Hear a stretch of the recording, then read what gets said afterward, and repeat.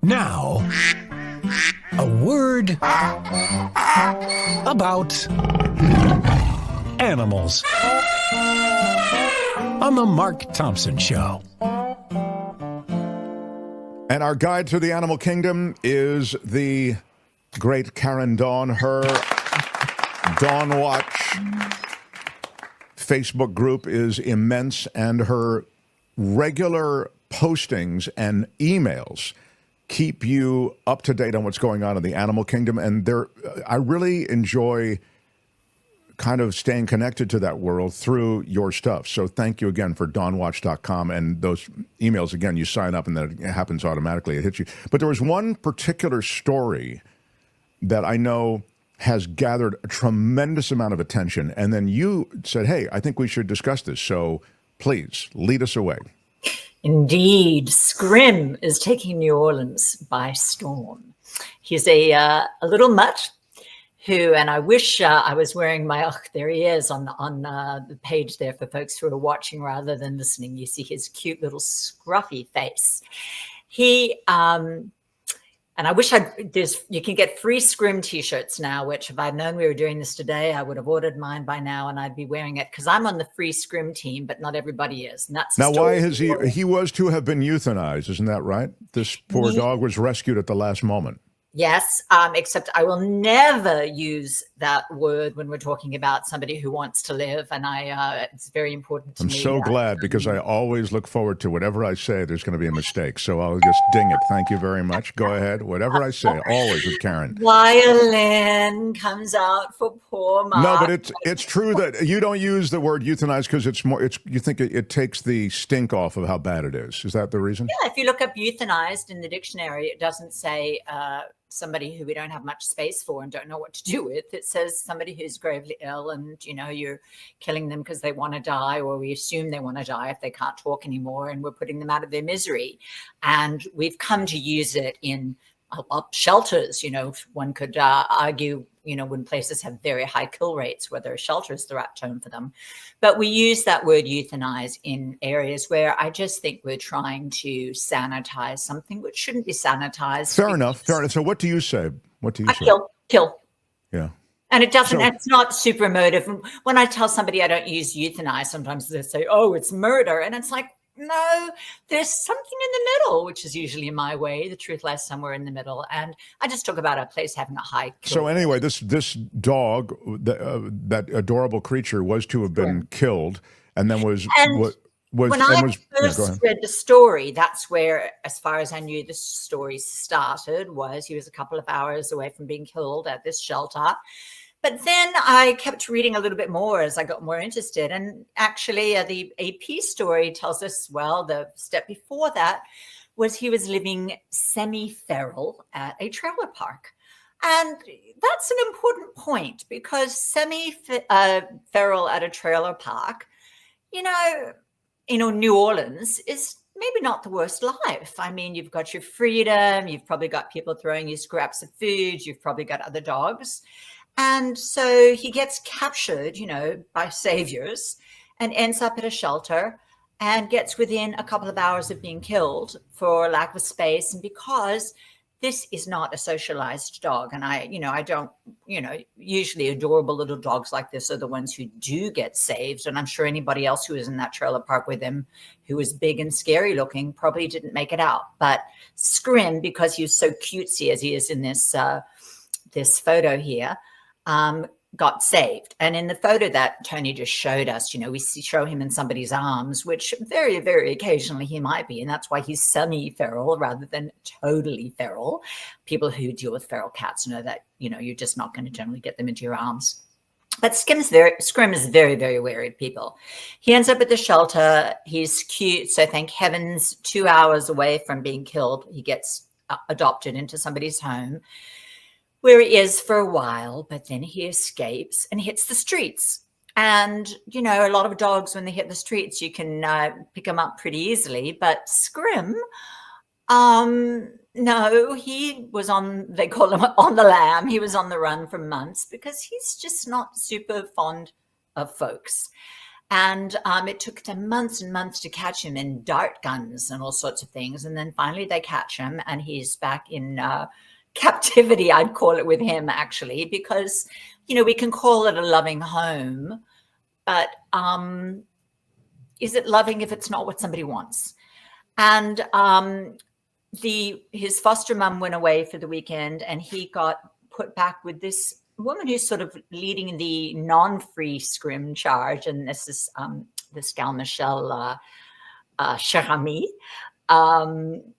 She was babysitting him for a couple of days, had to go out, left him, knew to close every window downstairs, left him upstairs in a screened room. And there's a photo there of him behind. There's that screened room. And he tore through the screen and jumped out of a upstairs window. Yeah, he jumped out of the second story window. Video there is of him landing with a yelp bark of some sort and taking off. And hasn't been found since, and they're trying to catch him again. And the reason this is divided folks so is that, well, not everybody thinks you should be caught. And, in general, I think it's safe to say that, dogs do better in loving homes, though, I have actually strong feelings about a lot of dogs who live in captivity and never get out of the backyard and are there all day alone every day while their humans are at work, and their job is just to entertain them when they get home. It's not always the greatest life. And this is clearly, to me, not a life that Scrim wants. So once again, they're trying to catch him. And at least now they're starting to acknowledge, well, maybe a home that you just can't keep in might not be the place. Maybe they want to take him to a dog's sanctuary where he could play with other dogs and not have to have too much contact with humans. But, I just think this really brings us to one of these situations, Mark, where we have to remember animals, just like humans, are individuals. One size doesn't fit all. What's good for one animal isn't good for another. And, in most cases, you're doing the right thing when you catch an animal and within a few days, they've sort of calmed right down and they've learned to trust you. And it might be that Scrim is very damaged by humans. And somebody in one of these articles says, well, humans hurt him and made him like that, and it's our job to fix him. But I think, we have to be open to the possibility that he doesn't want to be fixed. And I don't know if you can hear my dog going crazy in the background here or not. But, so the idea, I'm trying to figure out where you land on this. You're saying free him back into the trailer park from which he came? I think he was probably pretty happy there.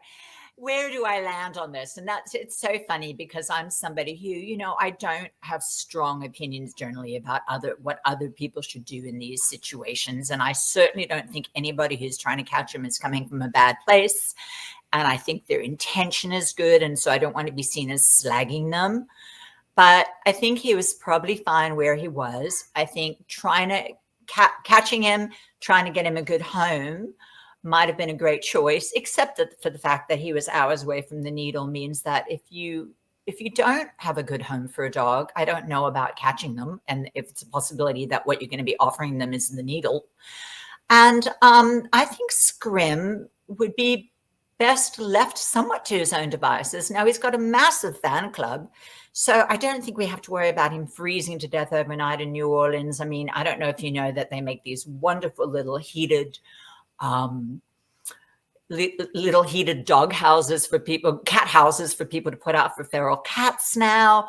You can feed him, but this idea that we have to hold him captive, and it doesn't mean that we should let every animal run all about and not have a home and have packs and packs of homeless dogs in New Orleans. But this is a special case. And it's like, I don't really understand why people are, devoting their whole lives to trying to catch him, and tens of thousands of dollars have been spent. It's become a big thing. It really is crazy in the New Orleans area. So as usual, you come here with one thing, but we've ignited a controversy on another thing. So I'll just leave it so we can stick the landing on this about the euthanization, the killing, whatever the word. I think I actually accept and think you're right about sort of the way we kind of clean up the language to avoid saying something that's pretty horrible. But then people, who have to, what does Karen Dawn call it when you need to end the life of an old or sick pet, says De Hagville. Could you have euthanization? Well, then you can say euthanize. Yeah, exactly. You're doing That's it different. for the animal's good, not because you've got nowhere to house them. Of course, it's euthanization. And that's the only time I think it should be used, not when we're killing them, because we just can't work out where to put them. Yeah, and she said that's the definition of euthanasia, not getting rid of unwanted animals. Says teacher Laura. Yeah, she's right on the same page with you. Well, I hope Scrim will somehow make it through all of this. Certainly Scrim deserves a good life. I mean, sadly, cities crop up, populations grow, and human populations, encroach upon these four-legged populations. I just hope this thing has a happy Hollywood Christmas ending. That's what I'm hoping for. But it's funny what some people's, and I'm interested in what you folks think. I mean, what does a happy holiday Christmas ending look like? For some of us, to me, it would be Scrim on the streets and people having sightings every now and then, and Scrim getting. Let Scrim be the spirit of Christmas moving forward. We still, to this day, they'll tell these stories in 25 years. To this day, we still think that we hear the barks of Scrim around the Christmas season.